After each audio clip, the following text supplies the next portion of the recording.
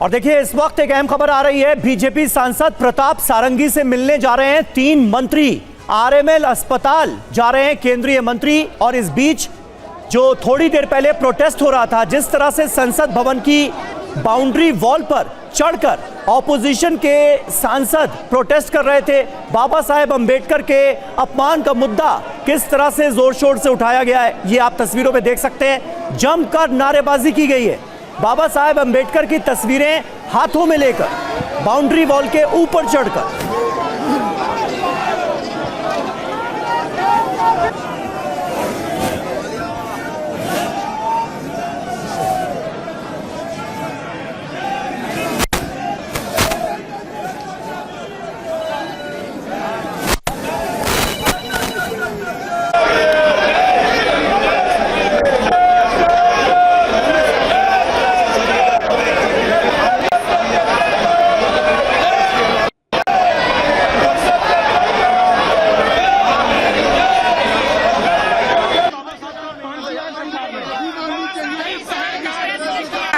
नकली गांधी माफी मांगो, नकली गांधी माफी मांगो। बाबा साहब के अपमान नहीं सहेंगे हिंदुस्तान। लगातार कांग्रेस पार्टी पंडित जवाहरलाल नेहरू के समय से लगातार संविधान के निर्माता भीमराव अंबेडकर का अपमान कर रहे हैं। सुनियोजित षड्यंत्र से 1992 के अंदर उनको चुनाव हरवाया, 1958 के अंदर भीमराव अंबेडकर को चुनाव हराया। आज अंबेडकर जी के का जिस प्रकार से अपमान देश में कांग्रेस कर रही है, उसको भारतीय जनता पार्टी बर्दाश्त नहीं करेगी।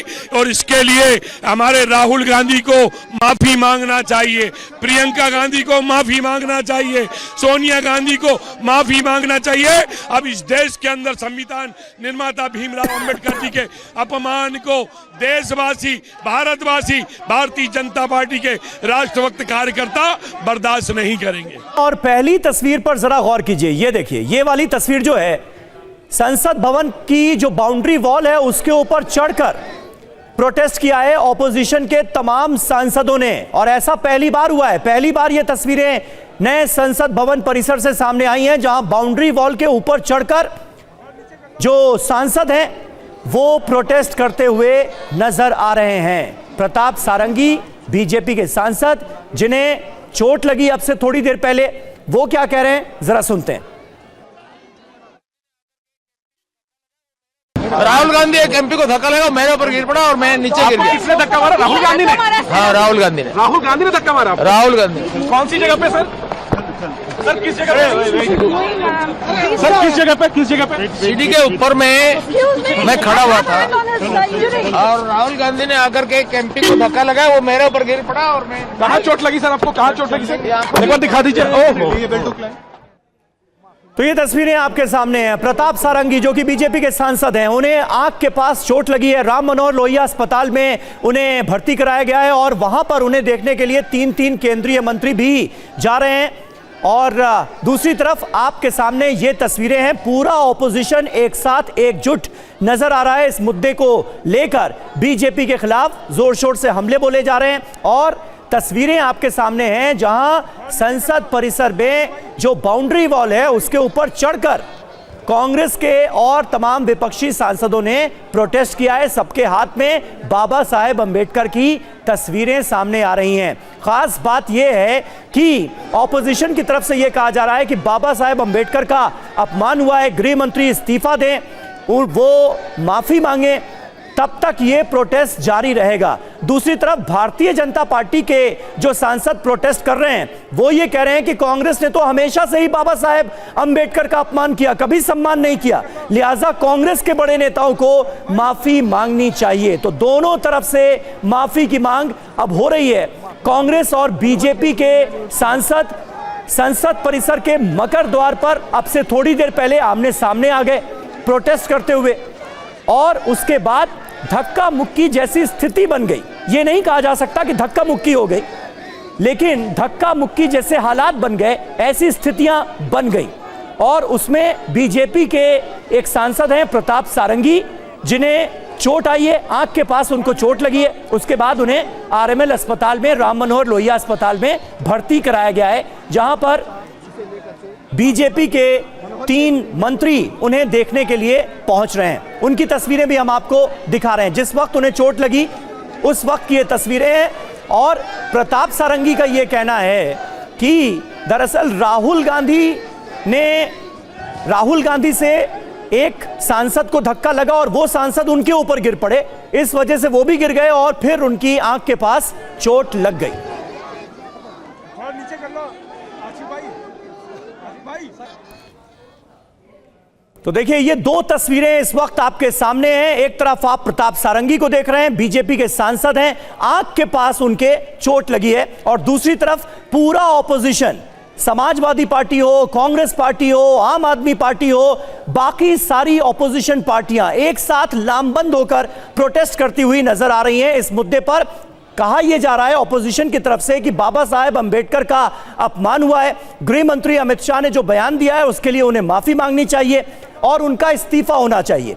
बीजेपी ये कह रही है कि उनकी स्पीच का, बाबा साहेब अंबेडकर को लेकर जो बयान गृह मंत्री अमित शाह ने सदन में दिया, उसका एक बहुत छोटा सा हिस्सा, 12 से 13 सेकंड का हिस्सा काटकर कांग्रेस पार्टी की तरफ से वायरल किया गया और उसके बहाने यह आरोप लगाया गया, जबकि बयान जो है गृह मंत्री अमित शाह का वो पूरा सुना जाना चाहिए। लेकिन ऑपोजिशन माफी की डिमांड कर रहा है। आमोद राय हमारे पॉलिटिकल एडिटर इस वक्त हमारे साथ मौजूद हैं। आमोद, ये तस्वीरें हमारे सामने हैं, प्रोटेस्ट अभी भी जारी है। अब इस मामले में क्या वाकई ऑपोजिशन पूरी तरह से एकजुट नजर आ रहा है, लामबंद नजर आ रहा है? स्ट्रैटेजी क्या है फिलहाल? देखिए, बात डॉक्टर भीमराव अंबेडकर की है और एक बड़ा वोट बैंक उनके साथ जुड़ा हुआ है। निश्चित तौर पे अपोजिशन पार्टियों को यह मौका मिला है। हाँ। और लोकसभा में ये माना जाता रहा कि लोकसभा में बीजेपी को संविधान और बाबा साहब अंबेडकर से विमुख होने का जो प्रचार प्रसार विपक्षी दलों ने अपने खेमे में किया था, खासकर कांग्रेस ने जिस तरह से इस पूरे मसले को उठाया था, उसका नुकसान हुआ था। और इस मुद्दे को लेकर बीजेपी काफ़ी सचेत है और था कर एक एक कदम बढ़ा रही है फूंक फूंक कर। और इसलिए जो अपोजिशन के दल हैं वो इस बात को जानते हैं कि पूरे देश में दलितों का एक साइजेबल पॉपुलेशन है और जो बाबा साहब में विश्वास करते हैं। और बाबा साहब एक ऐसा विषय है जिसको लेकर सीधे उनके दिल तक घुस सकते हैं, उनके दिल में जगह बना सकते हैं। लिहाजा इस मुद्दे को नहीं अपोजिशन पार्टी छोड़ना चाहता है। वो बोल रहा है कि अमित शाह जो है, उनका बयान जो है बाबा साहब को ठेस पहुंचाने वाला है, उनके सम्मान में ठेस पहुंचाने वाला है। और वही बीजेपी ये बताने की कोशिश कर रही है। कल खुद अमित शाह मैदान में उतरे और उन्होंने कहा कि नहीं, हमारे बात को डिस्टॉर्ट करके लोगों के बीच ले जाया जा रहा है, जबकि पूरी बात समग्रता में अगर देखें तो मैंने कुछ ऐसा गलत नहीं बोला था। अब उसी के आलोक में ये सारा जद्दोजहद चल रहा है। अपोजिशन पार्टियां निश्चित तौर पर इस मुद्दे पर लामबंद है। जो अडानी के मसले पर, जो जॉर्ज सोरोस के मसले पर, जो मणिपुर के मसले पर बढ़ती हुई नजर आई थी, कहीं ना कहीं जो ईवीएम के मसले पर बढ़ती हुई नजर आ रही थी, वो कहीं ना कहीं आज बाबा साहब के नाम पर एक न होती नजर आ रही है। हाँ, निश्चित तौर पे बीजेपी इसमें पीछे हटने वाली नहीं है। और बीजेपी की तरफ से कल प्रधानमंत्री ने स्वयं जिस बिल्कुल जो शीतकालीन सत्र है वो हंगामेदार साबित हो रहा है, सदन के भीतर भी और सदन के बाहर भी।